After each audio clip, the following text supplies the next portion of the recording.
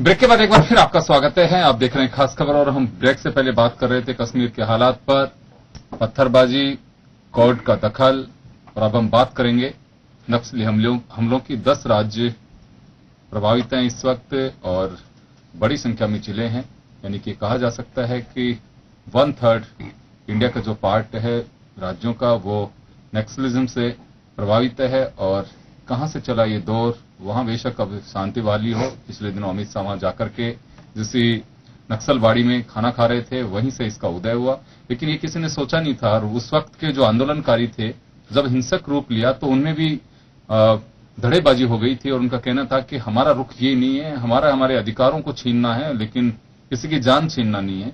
और अब धीरे धीरे जो रेड कॉरिडोर नाम लेके चला गया ये, और बिल्कुल एक तरह से दो बातें निकल के आती हैं। एक तो बात ये निकल के आती है कि वो अपने अधिकारों के प्यासी हैं कि हमें मिलने चाहिए, हमारे अधिकार, हमारा जंगल, उस पर दूसरों का राज और दूसरों की हुकूमत हम बर्दाश्त नहीं करेंगे। और एक तरफ ये होती है कि खून के प्यासे भी हैं, लगातार अर्धसैनिक बलों को निशाने पे लेते हैं।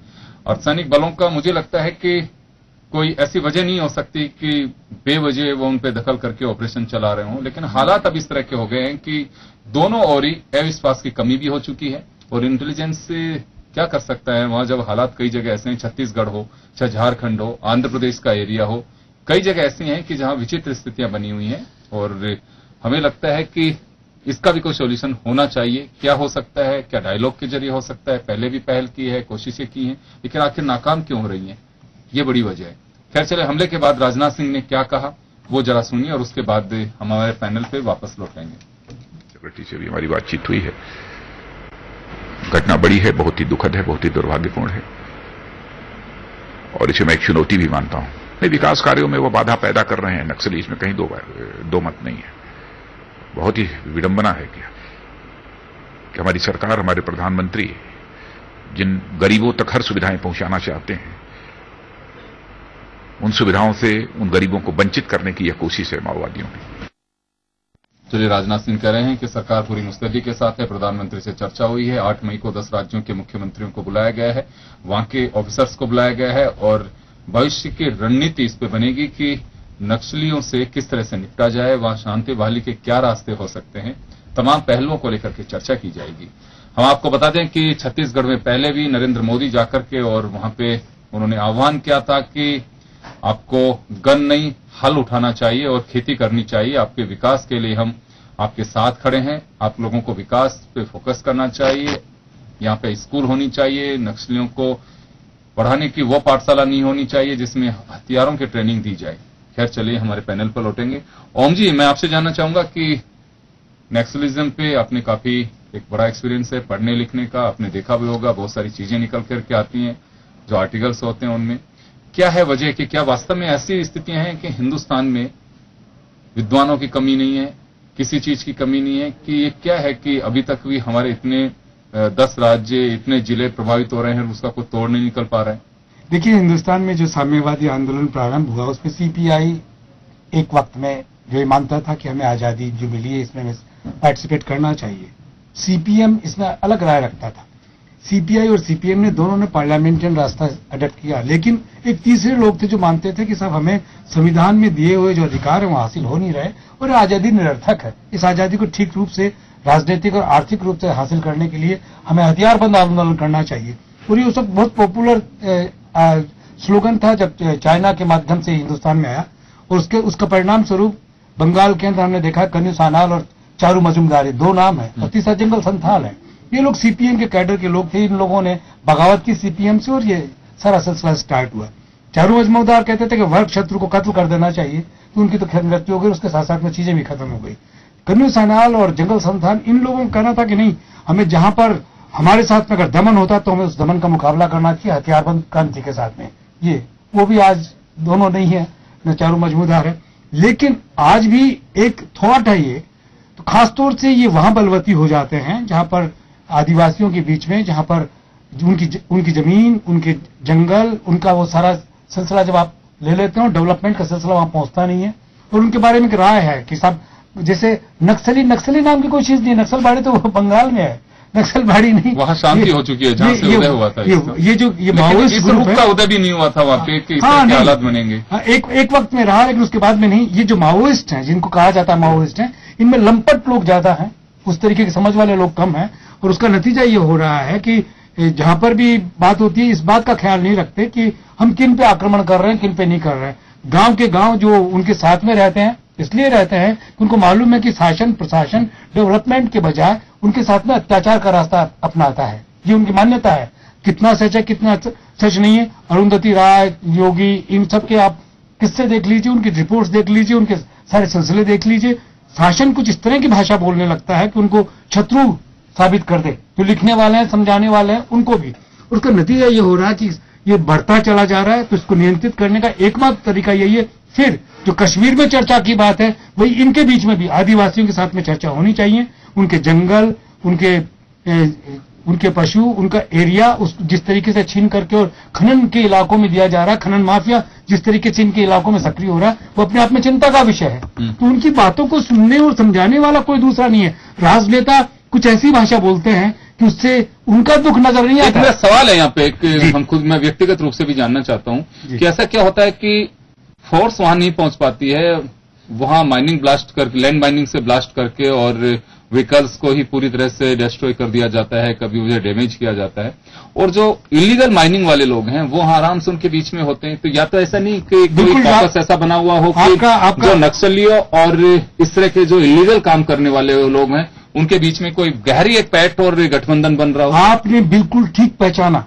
अब ये इस तरह का गठबंधन काम करने लगा है, तो वो जो बेचारा आदिवासी, गवर्नमेंट का रेवेन्यू उधर जा रहा है। हाँ, जो आदिवासी है वो तो परेशान हो रहा है, उसको न्याय मिल नहीं रहा, और उसको ढाल बना करके इस तरीके के लोग जो इलीगल खनन करते हैं वो लोग भी सक्रिय हो रहे हैं। तो ये तो शासन के समझने की बात, ये इंटेलिजेंस के समझाने की बात है। उनके बीच में अगर आप जाएंगे नहीं, उनको समझेंगे नहीं, और जो लोग जानने की चेष्टा करते हैं, समझाने की चेष्टा करते हैं, उनके बारे में कहा जाता है कि दलाल है उन लोगों के, ये इस तरीके से जनता को गुमराह कर रहे हैं। मेरा ख्याल है कि वर्तमान शासन को खासतौर से जब इतना बेहतरीन तरीके से अपने हर जगह पकड़ बना रहे हैं, तो उस जगह भी अपने लोगों को भेजना चाहिए।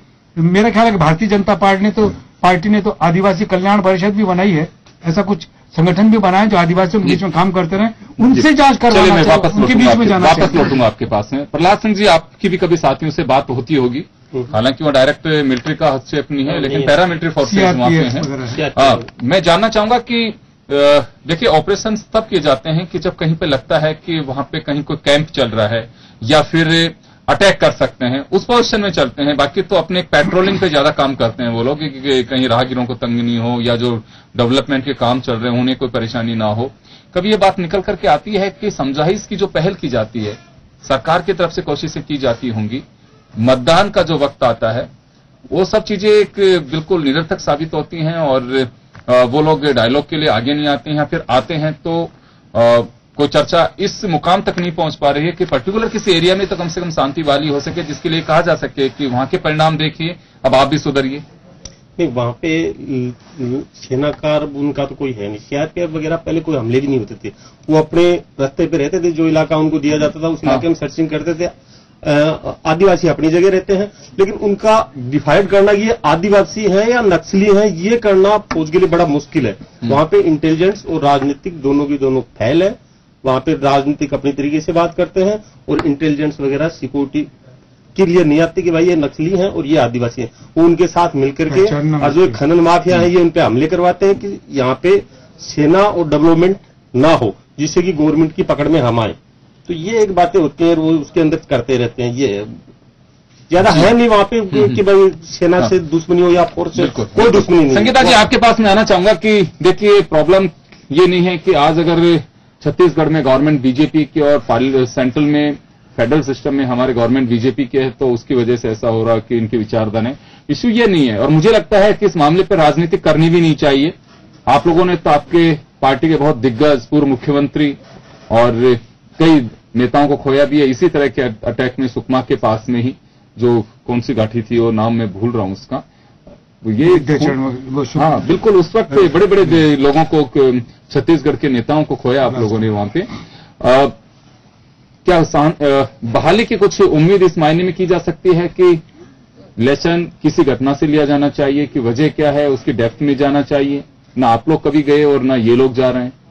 देखिए, ये तो तय है, ये निश्चित रूप से सही बात है कि इंटेलिजेंस की कमी की वजह से वहां पर इतना बड़ा जो नक्सली हमला हुआ उसमें 26 लोग शहीद हुए, 18 लोग घायल हुए। उन सबको सबसे पहले तो मैं उनको नमन करती हूँ या उनको श्रद्धांजलि देती हूँ। लेकिन ये बात भी ओम जी बिल्कुल सही कह रहे थे कि जिम्मेदारी किसकी बनती है।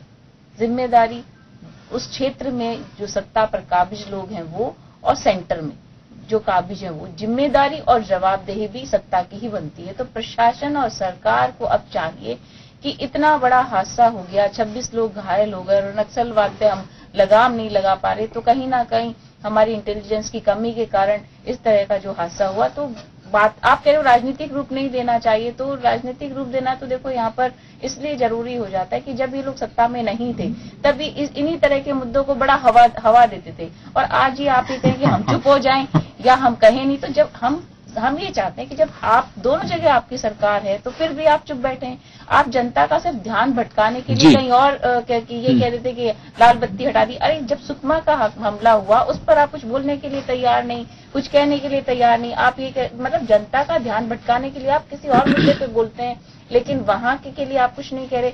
सरकार आपकी है, छत्तीसगढ़ में आपकी सरकार है, झारखंड में आपकी सरकार है, यहाँ पर सेंटर में आपकी सरकार है। तो आपको वहाँ नक्सलवाद से निपटने के लिए इंटेलिजेंस फोर्स को एक्टिव करना पड़ेगा। वहां पर जो पदों पर नियुक्तियां नहीं हुई हैं उनको नियुक्तियां देनी होंगी। आपको लीडरशिप एक डेवलप करनी पड़ेगी जो वहां पर ये पता करे कि हो क्या रहा है। आदिवासी, जैसा पहला जी ने बताया कि हमें ये समझना तो पड़ेगा कि आदिवासी कौन है, नक्सलवादी कौन है। इसके लिए हमें इंटेलिजेंस फोर्स को वहां एक्टिव करना पड़ेगा। चलिए मनीष जी, आपके पास में आऊंगा कि देखिए मुद्दा ऐसा है कि किसी का कोई दोस्त